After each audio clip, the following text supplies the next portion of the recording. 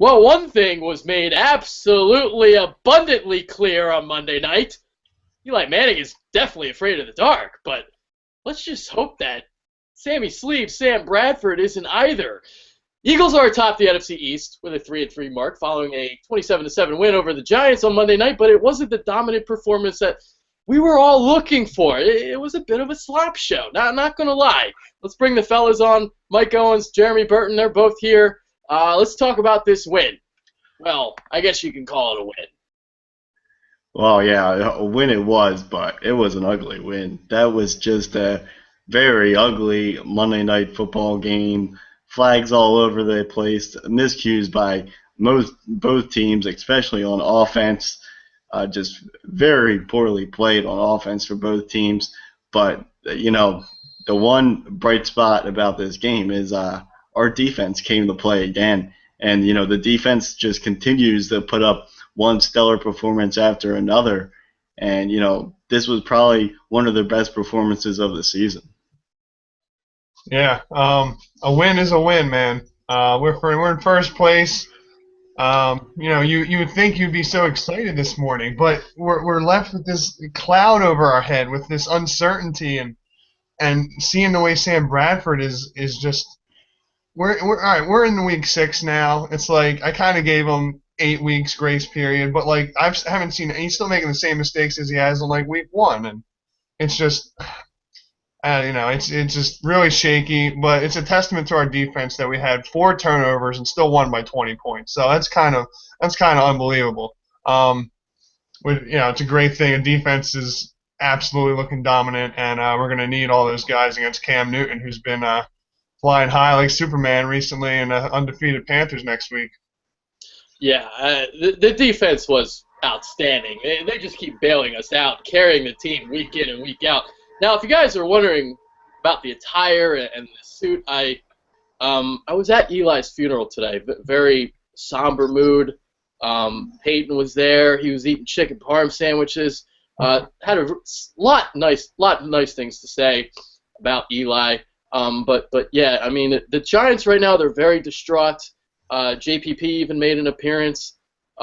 Did struggle to hold the cheesesteak with his fingers, but a very, very, very somber mood, like I was saying, in New York. And, let's just hope that we don't have a funeral for Sam Bradford the way he's looking right now with oh, boy. Yeah, I mean, like Jeremy said, you can only use the rust card so much. This is now 4 red zone interceptions. It's getting to be a lot. It's getting to be way too much. You can't do this in the postseason.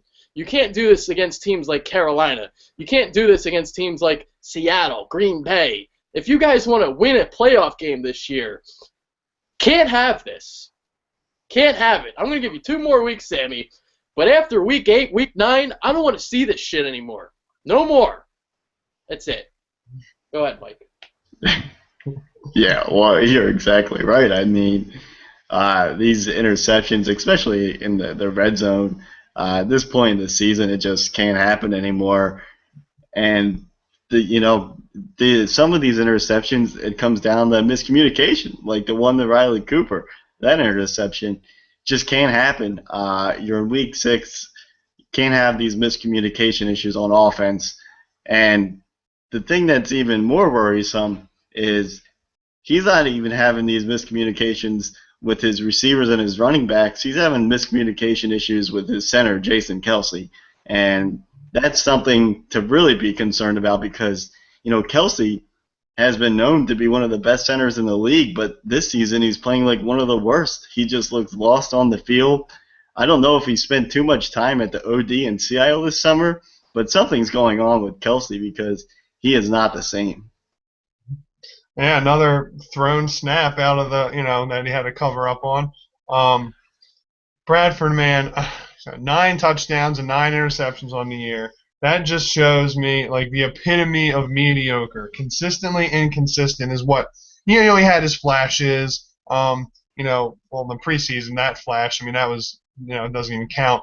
But, he had his flashes against, the Redskins and Jets and had a couple decent, he threw 5 touchdowns in the last 2 weeks, but yeah, it's just inexcusable interceptions again in the red zone. And it seems like he still looks timid. His demeanor really worries me. His attitude. He doesn't seem like, you know, doesn't seem like a good NFL quarterback right now. You look into his eyes as he's like playing, you know, and he just looks kind of scared. I can't compare him to somebody like Brady or Rodgers, but you look at their eyes when they're playing. They're reading the defense. Their eyes are moving all over the place. They're ready. They're decisive. Sammy's just not. He's locking in on one guy, maybe going to a check down, just not.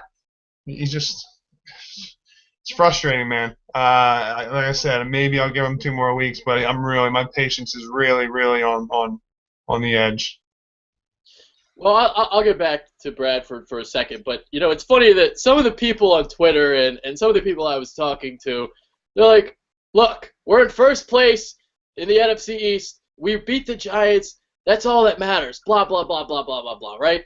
Well, if we keep playing like this, the top of that division, it's going to keep flip-flopping more than a pancake at IHOP, because if you keep playing like that, you're not going to win the division. You're not going to make the postseason. You can't keep playing like this. They played an inferior opponent. The Giants, they look, as bad as we looked, they looked 10 times worse. It was the Dallas game all over again, except we won. We were on the, we were the beneficiaries of the outcome. Our defense came to play again, but our offense, it was a slop show. You had Kelsey with the snapping, Kelsey with the holding penalties. You had 3 miscommunications with the wide receivers. You had the red zone turnovers. You had Matthews fumbling the ball. You had Bradford, the interception with the miscommunication with Cooper. I mean, this isn't what you want to see from a potential NFC champion. If those were the expectations coming into the season. Well, you can't play like that and expect to be a champion. So things need to improve. I thought it was the second worst game that the offense has played this year. This is the first one where I've been really, really disappointed, because this Giants pass defense is brutal. It's awful. Ranked dead last in the league, and Bradford couldn't take advantage of it. And that's what I'm disappointed about. Throw 3 interceptions against not a good defense, not a good secondary either without Prince Amukamara. So you didn't even have a pair of good cornerbacks in there. Just very disappointed in the offense, especially the pass game. Yeah, no, I definitely agree with you. And the thing that's concerning about Bradford is he's not making the tight throws at this point, and specifically those red zone throws. And what I'm really talking about is the one to Ertz. That's a play that Bradford has to make. I mean, Ertz somehow almost came down with that ball, but he just couldn't do it. It was just thrown too short. That's a ball that Bradford has to get up there higher and deeper past the cornerback. So, yeah, these red zone turnovers are something that's very concerning. But, I mean, we're in a tough situation here because, well, Sanchez is not the answer. I can tell you that much, because you're going to bring Sanchez in, and, well, we're talking about problems with turning the ball over here. Well, Sanchez, for his career, he's thrown 82 touchdowns, but he's thrown 80 interceptions. So Sanchez is going to throw interceptions too. So he's not the answer. You got Bradford on a 1-year deal. At this point, the only way Sanchez is coming in is if Bradford gets hurt, and Bradford gets hurt. So just got to roll with Bradford.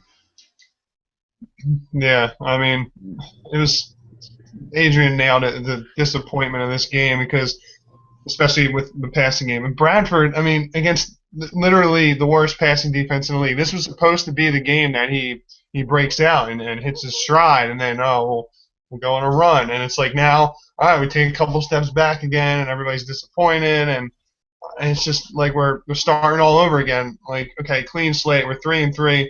Let's try and put, the pass behind. You just gotta go week by week. You kind of got to forget what just happened, and almost like every week's a new season, kind of like Chip says, and it's kind of true. So hopefully, just Sam can right this ship on offense, because, like you said, our offense was bad. We got maybe we had the pick six, and another touchdown drive was extended due to Giants penalties, bonehead penalties. So we really only mustered like 13 points on offense, which is for a Chip Kelly offense, Mr. Genius offensive guy, it's just not acceptable. You can't do this to better NFL teams. Yeah, they're very lucky they got to 27 points because they literally only really scored like 13 because of the Giants' penalties that extended drives. I mean, you got to take that into account. I mean, the offense didn't look good at all at times, and the Giants would just keep helping us out. It just wow, that's how bad the game was. That's how badly played it was. That's how bad the Giants were. They were horrible.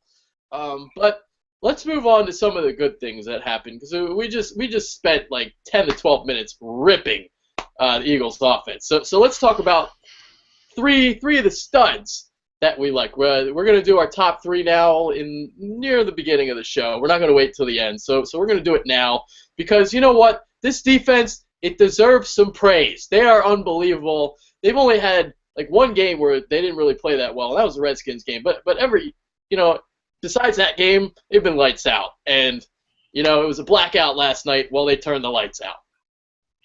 Yeah, I mean, you got to give the defense credit. They're the reason that we won last night, and really they're the reason that we've been winning this season, just one solid after another. And it's, in a way, these victories on defense, some of it is coming from guys that we didn't even think would really play a big factor this season, especially Jordan Hicks. So I'll start with my, 3 stars here, and well, Jordan Hicks is up there. He's my top star.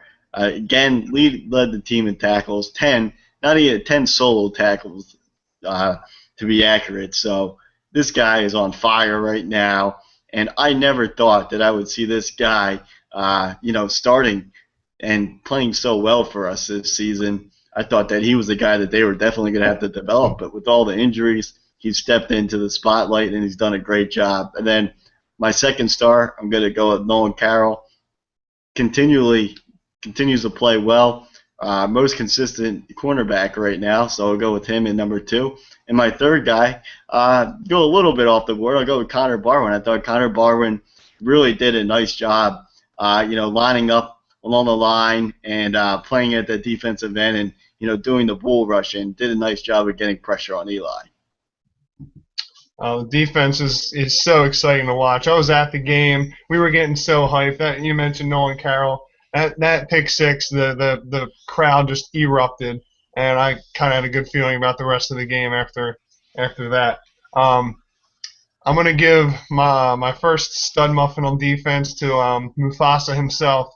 D'Amico Ryans had that huge interception ripped away from Larry Donnell, and the Giants were on like the 25-30 yard line driving again after their initial touchdown drive. So we could have been on the verge of being down 10 or 14 to nothing, and that really turned it around. And he's been stepping up, in the absence of Kiko and Kendricks. Second guy, Mr. Consistent in the secondary is Malcolm Jenkins. Forced another fumble. And he's just a beast. He can tackle everything and cover everything. And Fletcher Cox, he's up there now, 5 sacks on the year, up there with the top handful in the league. He just continues to be a beast and just pushing through the offensive linemen and eating them for lunch, breakfast, and dinner. Yeah, he eats people. Straight. He and Cox, just sandwiches all day, buffets, clean it out. All right. First guy, Nolan Carroll. I mean, this guy is silently having a really, really, really good year. You would have thought that he's the guy that got the $63 million and not Byron Maxwell. But Carroll, man, I mean, his coverage on the deep ball this season has been absolutely extraordinary. Right? Riding the hip of every wide receiver, no separation. I mean, he plays the ball extraordinarily well. He's been outstanding. Had the pick six last night. I mean, just shadowing Beckham really well. Even when Beckham would get a reception, he would make an immediate tackle. Carroll's having a really, really good year, guys, and he needs to start getting praised for it. Because we referenced the 3 sacks from the defense last night. Well, those 3 sacks were due to our secondary because our coverage has been outstanding. The big difference between last year and this year is our secondary. And now, because our secondary is good, that makes our defense at least top 10 in the league. So when you play good coverage, well, you can get to the quarterback in 4 to 5 seconds, and that's exactly what the Eagles were doing last night.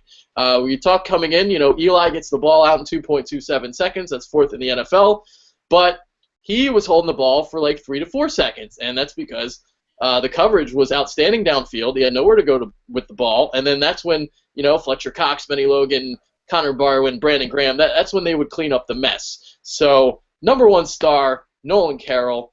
We talked about Malcolm Jenkins already, so that's my second guy. Number 3 is Fletcher Cox. I mean, there's no doubt that Eli likes Cox in his face, and he was in there up all night. His Cox was in his mug all night. Oh, I mean, Fletcher Cox, this guy,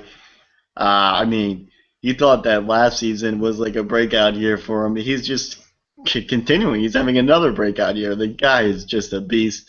And, the other guy, you pair him up with Benny Logan, and they are tough to stop. They are really tough to stop. But what I'm really excited to see is when they get Brandon Bear back, because I think that Brandon Bear has all of a sudden become a wild card along this defensive line. I was always a fan of Cedric Thornton. He's always done a nice job. He was an underrated player here, but I think that when Thornton got hurt, that gave a chance for Bear to shine.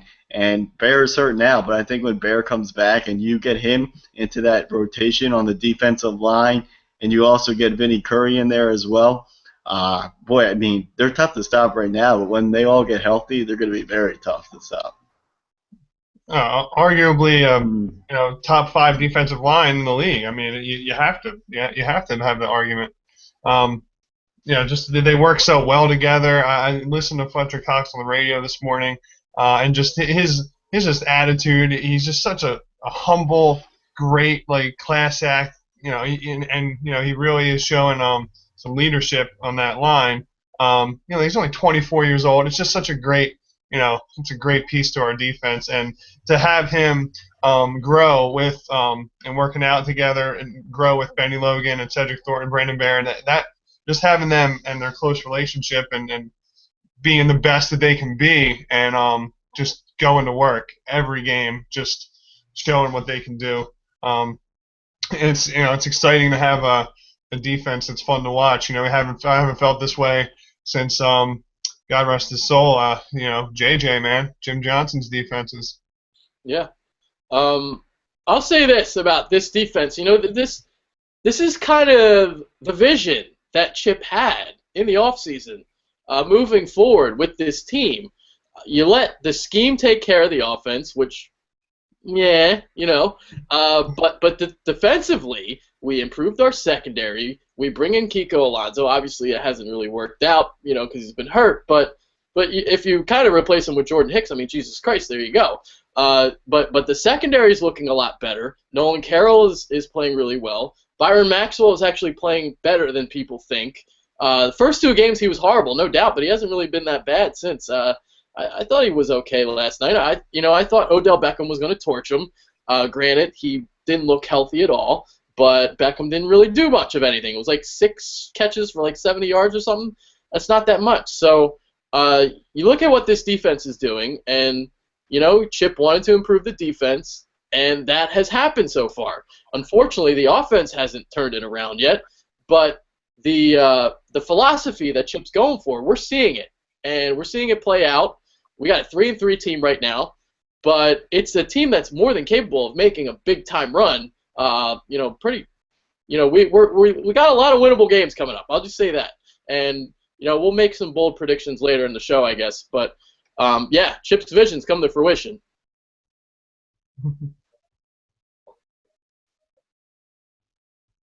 Yes, sir. I think we lost Mike. Mike just froze. Mike died. Oh well. he went to go visit Eli's after party. celebrate his funeral. Yeah, I mean, yeah, like I said, I was there earlier. Very, very sad day for the Giants fans, and Eli's jersey got buried at midfield at the link today. It was a very nice candle vigil, though. Very some good speeches going around. I love Peyton's. Peyton, the whole speech, he was eating a chicken parm sandwich. It's unbelievable. I don't know how he did it. Yeah, so and because it tastes so good. it tastes really, really good, especially when we put some hot sauce on it. Oh yeah. All right. It was nice getting to Eli Manning. He's only been sacked 4 times all year, and then we got to him 3 times. So we were talking about the defensive line, how much studly they are. Just throwing that out there too. Yeah. Oh, dude, we're super studly. Held him less than 200 passing yards. I mean, we were just in his face. I mean, I finally saw you love the Sheli face, this scared little Sheli face. He was having that. We got him all flustered, and it was great. Oh man. This is what I wanted to say. All right, so we're seeing how the Broncos are playing right now. There's not too much of a difference between the Eagles and the Broncos. Obviously the quarterback situation is better in Denver, but I mean, by no means is Peyton Manning lighting it up. Their defense is outstanding, obviously probably better than the Eagles, but that's what's carrying that team so far. And the offense has been doing just enough to get by. So when I see the Broncos play, they're winning, but it's ugly, and that's kind of what we're doing. Yeah, that's a good comparison. Except they're undefeated and we're 500. No, we're not. Yeah. No, you're exactly right. The defense has carried us through some of these games, and like I said, it's a real testament to how good our defense actually was when we lose the turnover battle. We have 4 turnovers and we still won by 20 points. I mean, if you just look at the final score, you would think it was like, oh, dominant, great effort, but then you look. You actually see the game play out, and it was, the offense really, struggled. And this is, it's just more of the same thing. It's just so frustrating because Chip's supposed to be, this offensive guru. Well, as E-Rock would say, fix it. Yeah, I mean, there's some things that definitely need to still get fixed. But, I was going to wait for Mike to come back on for the running game, but unfortunately he's not back yet. So we'll just talk about it right now because you know what? I talked about earlier about how this game reminded me a lot of the Dallas game and all the slop that we saw. But there is a difference between the Giants and Dallas game. And, well, in the Dallas game, we couldn't run the ball. And the Giants statistically had the second best run defense coming into the contest last night. And the Eagles ran for, I believe, $155 against them. DeMarco Murray had his best game of the season, 22 rushes, 109 yards. I thought he played really well. I thought his cuts looked a lot more decisive. He didn't hesitate as much. He went straight north-south at times when he had to. Just looked a lot better. Oh, 100%. It was his best game of the year. I believe it was 22 carries, 109 yards, and the TD. Touchdown run was great. Went outside, that stiff arm. Oh, thing of beauty, man. And he just walked right in, and that gave me the victory in my one fantasy league. So there we go, the Marco touchdown. Yeah. So no, it was nice to see. Peter still looks like he's battling some sort of foot thing, but he had another great game. He was still flying around. Offensive line's doing work. Since Gardner got hurt, I kind of noticed, the past 2 games we ran for 186 on New Orleans. We ran for $150 plus against the Giants. I mean, maybe Tobin is that guy at right guard that should have been there the whole time. And then, we talked about Kelsey a little bit earlier. He's kind of the disappointment. But no, the offensive line overall, is working for the running game, and Sammy was getting protected. He was actually getting pretty well protected during the pass and had a good pocket, which is even more frustrating why he's making these stupid decisions, still throwing these picks when he actually has time to throw the ball. That's another frustrating point about Bradford. Yeah. I'll say this: the renaissance of the run game. It's not a coincidence that they're all of a sudden running the ball better because Jason Peters is playing a lot better. So not a coincidence there. They're running a lot to Peters' side. They ran. Let's see. I took some notes. They ran the sweep play 7 times last night for 44 yards. That is, what did I write down? 5.6 point something to carry. 6.29 yards per carry.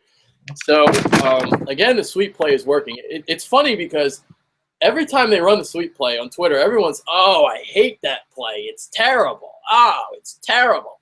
Well, guess which play averages the most yards per carry in our run game? It is the sweep play. So when they run it to the left, you run it behind Peters, you have Kelsey pulling, and some points last night, they were overstacking the line on the left side, and you had Lane Johnson playing some guard. So you had Jason Peters blocking, you had Lane Johnson pulling, and you had Jason Kelsey pulling.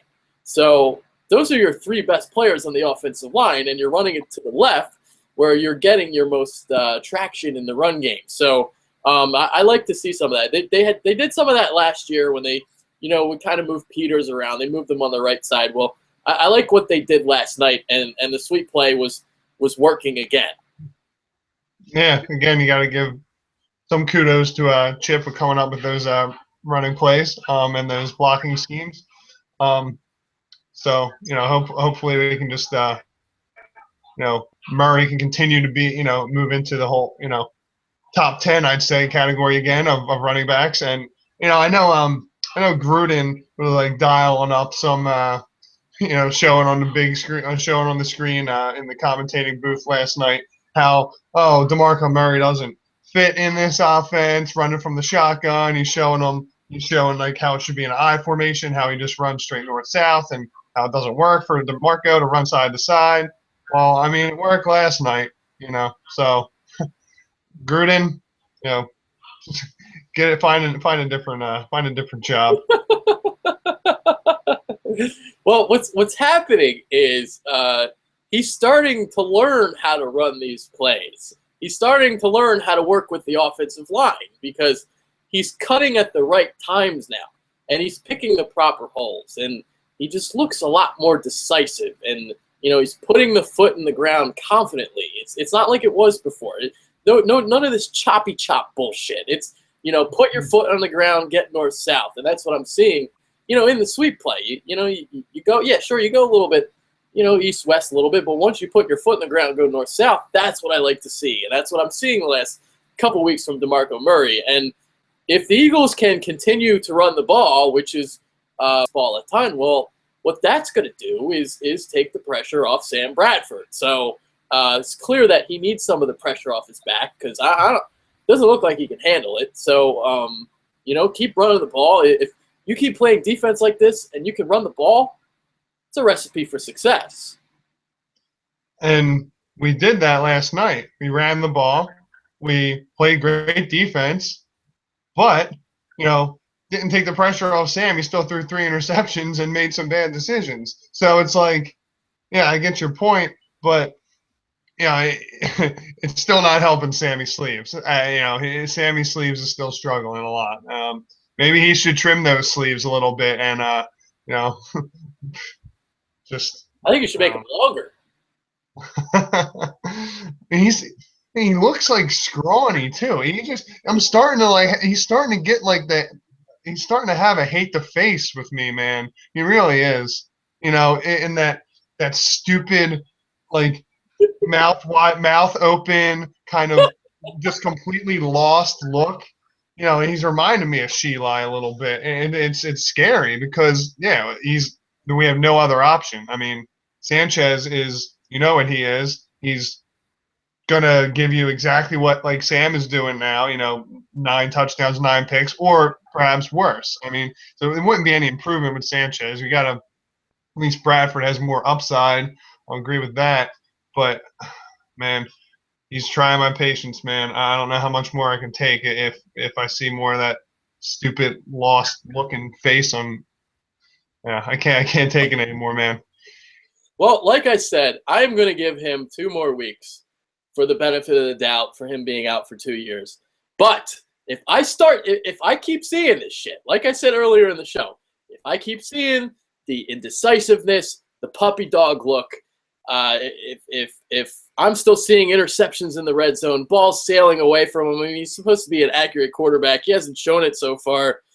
If I don't see that improvement after week 9, week 8, whenever we play Dallas, then I'm going to start, getting a little bit more irritated. I'm still going to try and keep calm. I was very, very, very disappointed in him last night. Last night was the first time where I thought he really, really, really took a step backwards.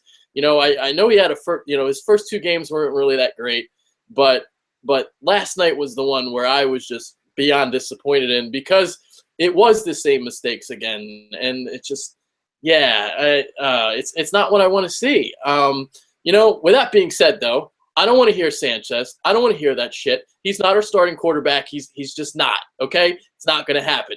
There's no upside with Sanchez. At least there's an upside with Bradford. If you take Bradford out for Sanchez, you're just going to get the same interceptions, and you're going to get less accuracy. So that's not what you want. Bradford, he's not looking good right now. He's not even looking like he's top 15, top 20 right now. So you just hope for improvement. And, if they don't turn the ball over, that's really the key. You got to stop turning the ball over in the red zone. You can't have that. I mean, he's got, 9 picks already? 4 of them in the red zone? Yeah, that's inexcusable, inexplicable. It's awful. Can't do that. Can't do that in the NFL. Leaving points on the off the board. Oh man, I mean, I heard a report a couple weeks ago that we could have had Tyrod Taylor. Tyrod Taylor wanted to play for the Eagles, but we wanted Tim Tebow instead. I would take Tyrod right now in this offense. Oh man, well, one of the things that I was saying before, the season started, I thought that Tyrod Taylor was the best quarterback on the Bills. I did say that. Now I didn't think he was going to play this well. I basically said that because I just hate Matt Castle. But Tyrod Taylor, yeah, I mean, I'm not going to say he's better. I don't think he's better than Bradford, to be honest with you. But he would have been nice. He could have been another option. If Bradford keeps struggling after week 8. I mean, we all know what Sanchez is. So Sanchez is not an option. I don't care what people say. He's not an option. It's not happening. The only way he plays is if Bradford gets hurt. That's it. All right. Moving on. I forget what I wanted. Oh, that's what I wanted to say. We ran 1 play under center last night. Oh, it was my favorite. I've been saying it for weeks. Under center. Oh, Eagles are going to run the ball, right? We've ran it 100% of the time under center, and since Chip started calling plays under center. Oh, what'd I say? I wanted a play action. You got a play action. Riley Cooper, deep bomb. It sailed, kind of. I felt like the ball was in the air for 10 seconds, but it floated right past 2 defenders' arms, right into Riley Cooper's gut, and he fell in and got the touchdown. Luckily, but I've been calling for that play for a while. Yeah, Mike's back. We're talking about the play action pass under center. We ran 1 play under center last night. It was a pass. Yeah, sorry about that. I had some technical difficulties with my internet connection, so I had to get that squared away. But Comcast, right? Actually, Verizon. Oh. Yeah, usually. Luke McCown commercials. Yeah. So I had to call Luke about that one, but he got it squared away for me.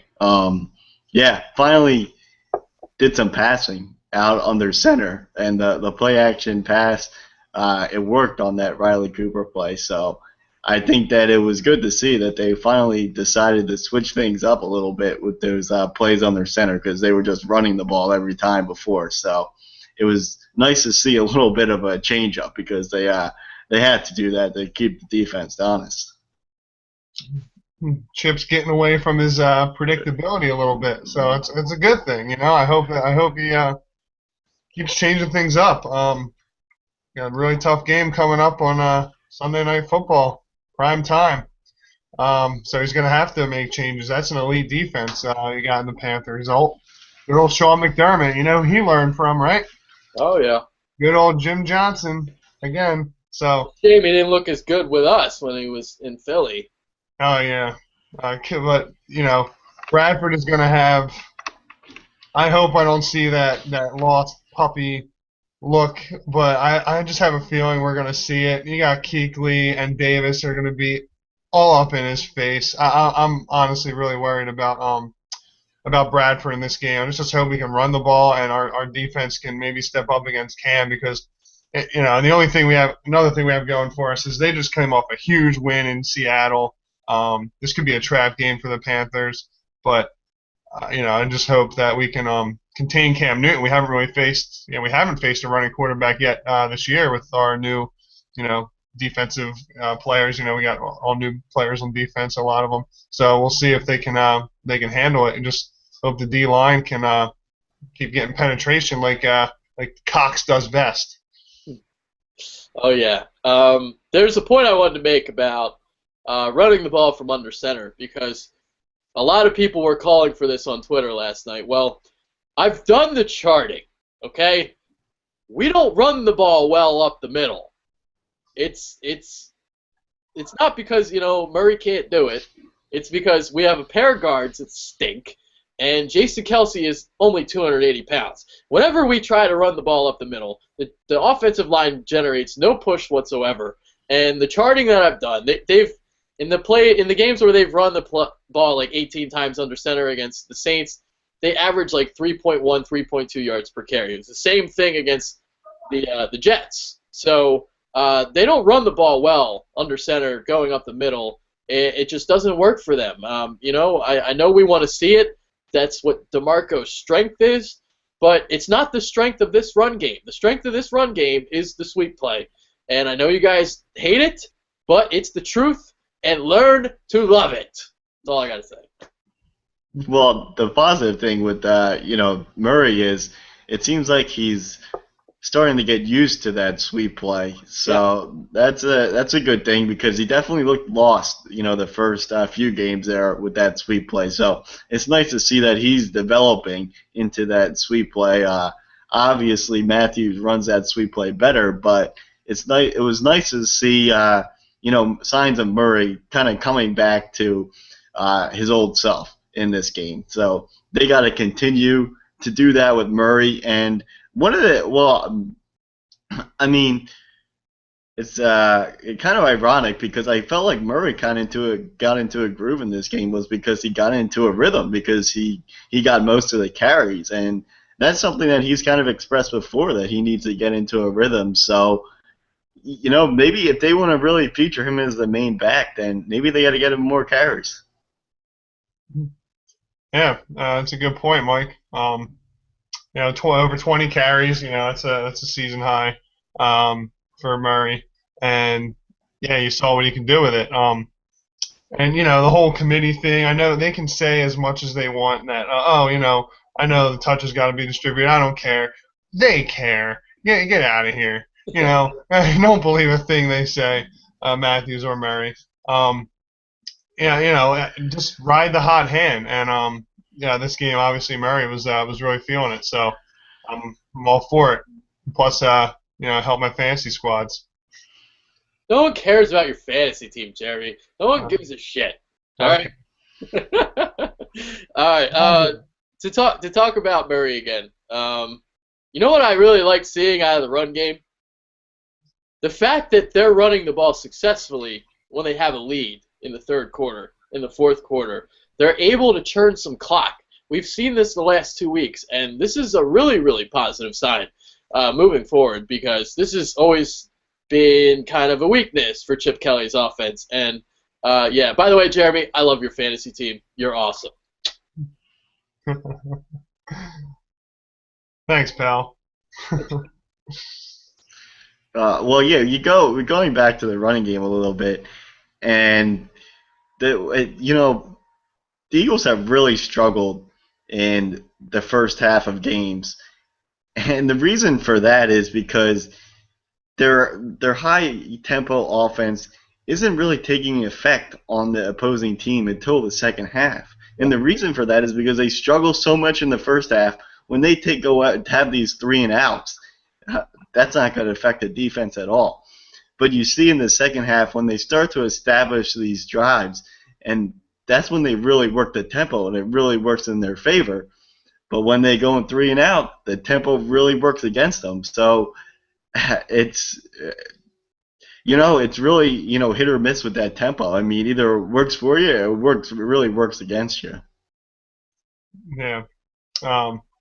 It worked out this week. I think we were pretty much dead even in time possession. It was like 29 and change to 30 and change. Which is a good thing. Like Adrian said, we started to slow down at the end, protect the lead, which is great. And that's what we should do. And it goes against Chip's kind of philosophy of run a play every 20 seconds. But sometimes it's what you got to do. And he's shown that he can adjust. The past handful of games ever since we started off like 0-2, he's kind of made some adjustments and can show that he can get away from his ego a little bit. And we won 3 out of 4. So yeah, going back to the sweep play really quick and why it works. And Mike touched on this a little bit. All right, so the trend that I noticed, ever since I started charting the sweep play this season, they always don't run the first one until like midway through the second quarter. You look at the first sweep play last night, 7:44 mark of the second quarter. So they run it more and more as the game goes along, and it makes 100% perfect sense because the defense is going sideline to sideline every single play. Chip, like he loves to do, uses the entire width of the football field.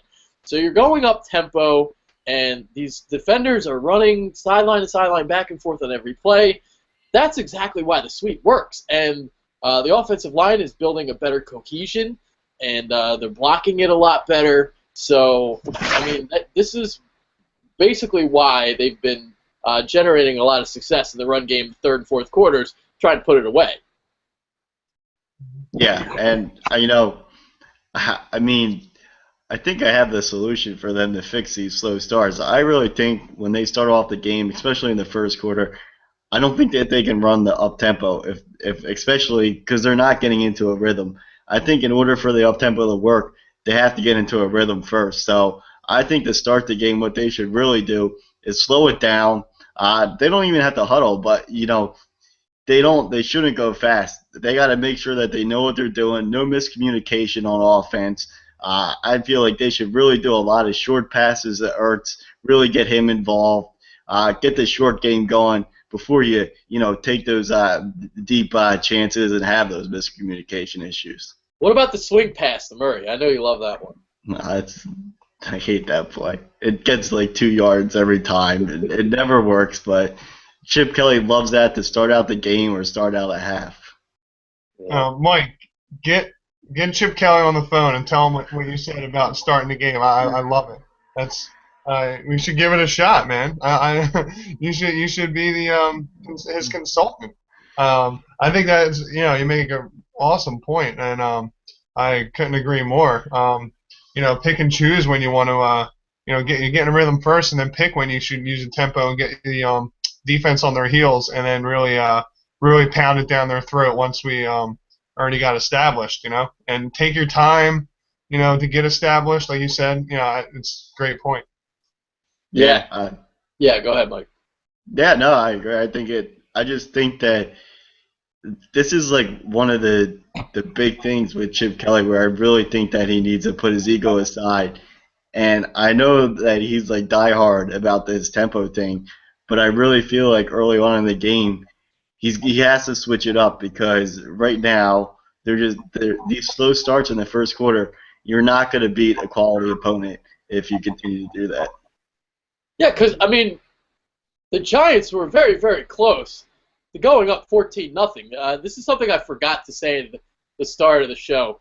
They gained 120 yards their first 2 possessions, and they only gained 127 the rest of the way. So who knows what would have happened if Miko didn't rip the ball away? Could completely change the tide of the contest. And if that didn't happen, who knows what would have happened? Might have been a different outcome. I mean, I don't know.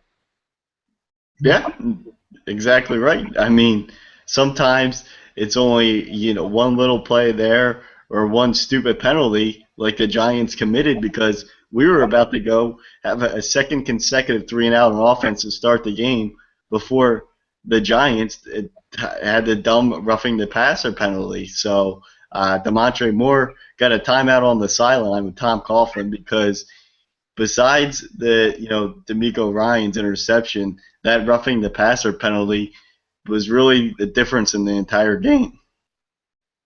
Yeah, he took a move out of Brian Brayman's book and took down. That was a Bill, almost a half of a Bill Goldberg spear. He took him, he grabbed him, and just pile drive him right down. But yeah, so thank you and for letting us for having that stupid penalty. Yeah, like you said, like that sustained the drive and you end up getting a touchdown. We got to be able to produce our own points and not have to bank on a stupid mistake by a bad team, because teams like the Packers or Seahawks or the Falcons or any other or the Panthers, the other good teams in the NFC, they're not going to make those stupid mistakes. So we can't bank on that. Chip has to get this offense together with Sam, get it together, and just I'm tired of the inconsistency of this offense, man. We can't play like this, or we're not going to have a good we're not going to have a good outcome to the season, and we will not win a playoff game. Yeah, and this is going to be for the preview, but I am really, really curious to see how this offense looks against, like, finally a legit defense, because they really haven't played a lot of legit defenses this year besides the Jets. The Cowboys aren't that good. The Falcons' defense isn't that good. You just played the Giants. The Saints' defense is atrocious. The Redskins' defense, I mean, the front seven of the Redskins is pretty solid, but the secondary stinks. So you really haven't played a top-notch defense besides the Jets. So I really don't know what to expect because the sweep play has been working great against these not-so-great defenses, but next week, I mean, Kuechly going sideline to sideline, as instinctive as he is, he's going to sniff this shit out. So I don't know how well they're really going to run the ball next week. You got Mr. Pick Six, Josh Norman over there too. I mean, they better be careful with the Panthers next, Sunday night. Yeah, no, you're exactly right. But the weird thing about the Eagles is generally speaking, usually the Eagles, no matter who the coach is, they either play up to their opponent or they play down to their opponent. So I would expect the Eagles to come out and play well in this game, just because that's generally what the Eagles do. They either play up or down to their opponent. So I think that this is actually really a sneaky good matchup. Yeah, that's a great point you make. It's kind of true. We lose the teams we should beat, and then we we sometimes beat the teams that we're supposed to lose to. I'm honestly worried about the game. The only thing like I said earlier, that the only thing I kind of feel good about is that Panthers are riding a real high. Maybe it's a letdown game, but they might overlook us.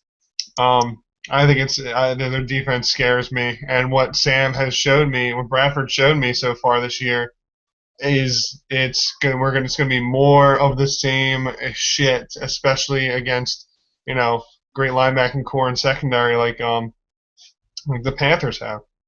Well, the reason why we're going to win this game, see, we can't keep doing this preview, but okay, I'll just say this: how are they going to score against us? So as long as we don't turn the ball over, I don't see how they can score. That's the thing. But let's not get into a Panthers preview. Let's save this for the preview show. But I will say this: bold prediction. I'm going bold. We're going to be 8-3 heading into the New England game. There you go. So as negative as I have been on this show, Debbie Downer, everything, pissed off Polly, all that stuff. I don't think we're going to lose until New England, and I think the defense is going to continue carrying us. We're going to keep seeing some kind of head-scratching performances with the offense, but we're going to keep winning, and we're going to keep winning ugly, and it's not going to look pretty. But If they get to 8-3, it's 8-3, and then you got New England. So who knows? I don't see who's going to beat us after Carolina. Who? Tell me. Tell me. The Dolphins. Who? The Dolphins? The Dolphins? Get the hell out of here. Jameis Winston and the Bucks. Oh no, not the Bucks. Oh. No, I mean honestly, between now and New England, the toughest games are Carolina and New England. So there's 6 games including New England. I say we go 4-2 in those 6 games. That's probably more realistic. Yes. We'll be 7-5. Yes, that's probably more realistic. But you know what? I'm going bold. Okay. There you go. Yeah, I think you got drugged by Bradford last night. I didn't. I see the vision. Did you get slipped some ecstasy at this Eli funeral to kind of make you happier? Well, JPP is having a little bit trouble making some money on the side, so he did yeah. He's slinging again? Okay. Yeah, I don't want to say, well, I don't want to rat him out, even though I just kind of did. But yeah, I say cocaine's one hell of a drug. Oh. But yeah, man. I don't know. I see the way our defense is playing, and like Carolina, for instance, are they going to score more than 14 points? I don't know if they can get to 14 points. Well, they're probably gonna have a pick 6, so they're probably Stop. they're probably 21. So we're gonna have to score. We're gonna have to score over 20 points. I mean, they're probably going to score within 13 to 20 points. Can we score more than that? I don't know. Bradford's going to have to, I don't know. He's going to have to find the right smoothie that Chip has to cook up for him. So I don't know. He needs the non bitch smoothie because he just looks like a bitch, and he looks scared, and I'm starting to hate that look on his face. It reminds me of Sheli. Yeah. Well, mark it down. The last bold prediction I had, I said the Eagles were going to be in first place in the NFC East by the time they played Dallas again. Well, we're there already, so hopefully I'm right again. I hope so. All right, let's wrap this bad boy up. Well, this show's already been going on a little bit long. It's been a long day for all of us today, especially for me. The funeral was tragic, but yeah, it was worth it though for the Peyton speech. It was nice. But I guess this is where we go with final thoughts time. What do you guys have to say? Yeah, well, I mean, really, it's all about the defense right now, and this is really, one thing in the off season that Chip Kelly addressed big time. He wanted to go out and improve the defense, especially the secondary, because the secondary really needed to be improved. And I felt coming into the season, one of the guys that was really a question mark, and we didn't know if he was going to step up, was going to be Nolan Carroll. And, well, he's stepped up, and he's been outstanding. He's really playing consistent ball, continuing to just improve each week. And the one thing that I'll tell you about Maxwell is, people just have to understand that he's not worth the money that they sign him for, but he's an upgrade over Bradley Fletcher, so that's how you got to look at it. Yeah, and then Carroll, they were saying in the preseason, he had such a good camp, a good off season. It's showing. Final thoughts, I say, you just gotta, we haven't faced a running quarterback all year. Contain Cam Newton. If you can possibly get pressure on him, they don't have great receiving threats. Ted Ginn and Philly Brown, and there's guys, Devin Funchess, young guys. And then Greg Olsen, I like. I think Jordan Hicks can. He's shown that he can cover. I'm not too worried about Greg Olsen. If we can get to Cam, he's prone for turnovers. Cam can throw picks. So let's just continue to play solid defense, and hopefully we'll at least score, the 20-plus points I think it'll take to win. And shout out to 22nd ranked Temple in the nation. Thank you. Oh, Oh, well, oh, that would be my final thoughts. Frank, for the first time since 1979, the yes. Temple Owls. They're going to play prime time on Saturday night against Notre Dame. It is insanity. Mike and I are actually going to go to the game. Oh, Jeremy, I know it's Halloween night. You know, you got tons of smoke bombs you got to hang out with. So, unfortunately, you may not be able to join us. But I want to go to this game. I don't care if it's Halloween. You know, seeing women in just the sluttiest outfits possible is absolutely outstanding. But I may have to go see a Temple game. The first time in prime time, I may have to go to this, and it's awesome, and it's nice seeing them getting on the positive track of things. You know, this is a team that's always been so bad, and the fact that they actually have a chance to make a BCS / New Year's Six game, whatever you want to call it. I mean, it's wow, it's awesome, and they're 6-0, and Jahad Thomas is a stud muffin. He makes it wiggle in my pants constantly. He is awesome. So that's my final thoughts. I kind of rambled on a little bit, but I may have to do a Temple show later in the week. go Owls, baby, and Birds. Go Owls and go Birds. Now, I know you well, I'm not going to say the F word on the show. I almost did. Mike, you're an Irish fan. Boo. Oh, Mike. Yeah, that's a tough game for me though because obviously got to cheer for the Philly team. So I think that's a game that I'll have to be impartial for. Either you know whatever happens. But yeah, it's good to see Temple doing so well after being bad for so many years. It's nice to see him have some success. It's freaking awesome, man. It really is. I already know what's going to happen. I already told Mike this. Temple's going to lose this week. It doesn't matter who they're playing. It's going to be a loss. And I hope I'm wrong, but there's been so much hype of this Notre Dame game now. It's like we forgot that Temple even has to play this week. So I'm already marking it down as an L. And I think it's East Carolina on the road. It's an L, unfortunately. I think we will beat Notre Dame, but we're going to lose on Thursday night, Friday night, whenever it is. I got a bad feeling about it. What do you think, Jeremy? Am I high on the drugs again? The line is extremely close in this East Carolina game, so I'm a little worried, but I don't know. I still said we were going to go undefeated up till the Notre Dame game anyway, so we'll be 7-0 against Notre Dame next Saturday night, Halloween night. I just hope. Oh man, if we can beat a top 15 team like Notre Dame, we'll jump. We'll jump in the ranks. We're gonna jump onto the field, or I'm gonna, yeah. Got to be at least top 12 if we beat them. Yeah.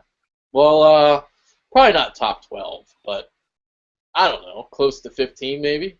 15 maybe? We'll see. I don't think Notre Dame's like particularly great or anything, but it'll be a nice win. Absolutely. I don't think they're going to be favored, but yeah. All right, let's cut the show off. It's almost an hour in, I think. So, yeah, ran along today. With that being said, that's Mike Owens, Jeremy Burton. I'm Adrian Fedku. Go Owls and go Birds. Later, guys. See ya. Later.